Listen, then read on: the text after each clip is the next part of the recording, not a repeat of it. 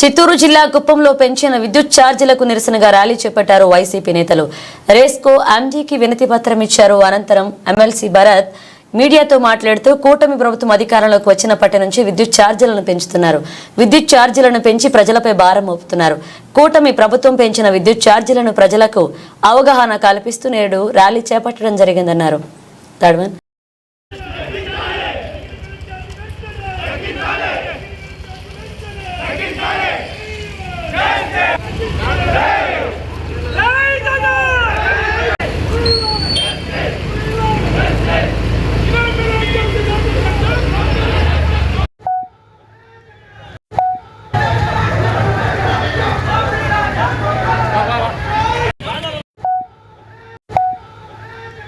ఉన్నాయో వాటిని నిరసిస్తూ గత ఎలక్షన్ సమయంలో ఏవైతే అప్పుడున్నటువంటి ప్రభుత్వం విపరీతమైన కరెంట్ ఛార్జీలు పెంచేసింది అని మాట్లాడినటువంటి ఈ ప్రస్తుత ప్రభుత్వం వాటన్నిటిని బేఖాతరు చేస్తూ 2 సార్లు మీకు రిక్వెస్ట్ మీరు గవర్నమెంట్ దృష్టికి తీసుకుని వెళ్తారని, దయచేసి కరెంట్ ఛార్జీలని తగ్గిస్తూ ఇకపైన కూడా ఏ రకంగా కూడా కరెంట్ ఛార్జీలు పెంచకూడదని చెప్పి మా రిప్రజెంటేషన్ పట్టుకోండి అన్నమాట.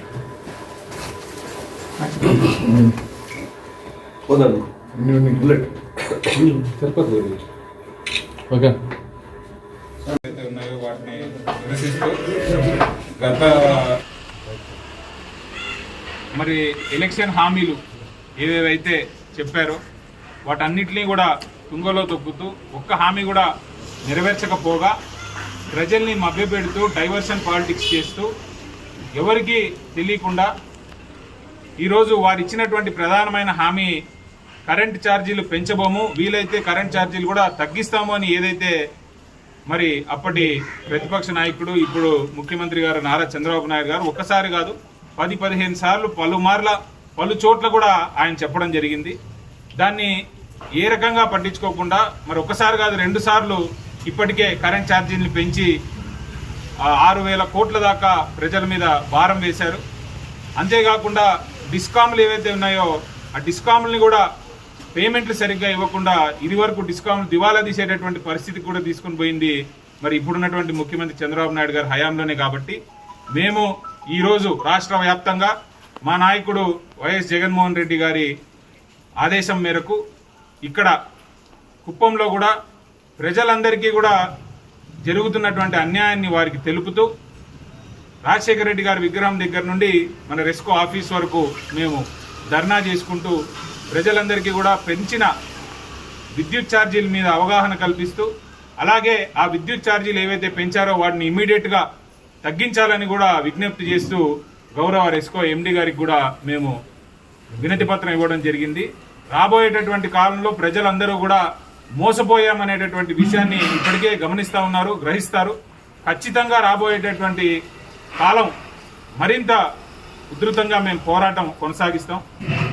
ఈ గవర్నమెంట్ ఈ కూటమి ప్రభుత్వం చేస్తున్నటువంటి అక్రమాలని అన్యాయాల్ని మేము ఎండగడతామని కూడా మీ అందరికీ తెలియజేసుకుంటూ మరొకసారి ఈరోజు ఈ కార్యక్రమంలో భాగస్వామ్యం పంచుకున్నటువంటి మా వైఎస్ఆర్సీపీ కుటుంబ సభ్యులందరికీ కూడా పేరు పేరున ధన్యవాదాలు తెలియజేస్తుంది. కూటమి ప్రభుత్వం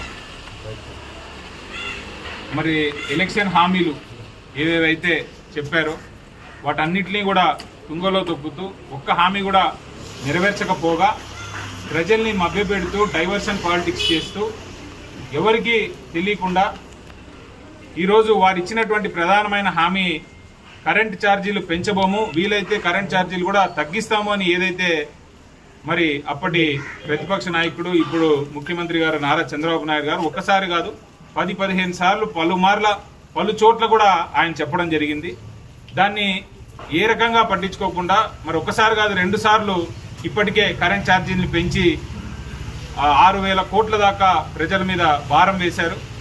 అంతేకాకుండా డిస్కామ్లు ఏవైతే ఉన్నాయో ఆ డిస్కామ్లని కూడా పేమెంట్లు సరిగ్గా ఇవ్వకుండా ఇది వరకు డిస్కామ్లు దివాలా తీసేటటువంటి పరిస్థితి కూడా తీసుకుని పోయింది మరి ఇప్పుడున్నటువంటి ముఖ్యమంత్రి చంద్రబాబు నాయుడు గారి హయాంలోనే. కాబట్టి మేము ఈరోజు రాష్ట్ర వ్యాప్తంగా మా నాయకుడు వైఎస్ జగన్మోహన్ రెడ్డి గారి ఆదేశం మేరకు ఇక్కడ కుప్పంలో కూడా ప్రజలందరికీ కూడా జరుగుతున్నటువంటి అన్యాయాన్ని వారికి తెలుపుతూ రాజశేఖర రెడ్డి గారి విగ్రహం దగ్గర నుండి మన రెస్కో ఆఫీస్ వరకు మేము ధర్నా చేసుకుంటూ ప్రజలందరికీ కూడా పెంచిన విద్యుత్ ఛార్జీల మీద అవగాహన కల్పిస్తూ అలాగే ఆ విద్యుత్ ఛార్జీలు ఏవైతే పెంచారో వాటిని ఇమ్మీడియట్గా తగ్గించాలని కూడా విజ్ఞప్తి చేస్తూ గౌరవ రెస్కో ఎండి గారికి కూడా మేము వినతి పత్రం ఇవ్వడం జరిగింది.